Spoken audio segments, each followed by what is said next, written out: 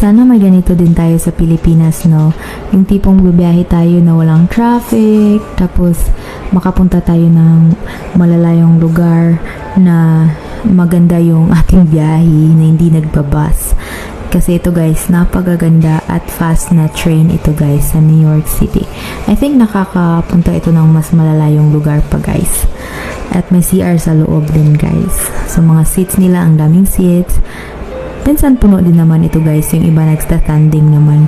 Tapos ang linis ng kanilang station guys, kasi bago itong tayo guys ang station na ito, at nasa pinakailalim ng lupa ito guys sa New York City. So kung makikita nyo yung mga building sa New York City guys, imagine nasa opposite side kami sa ilalim guys. Sabi ng husband ko guys, more than 6 feet below the ground guys.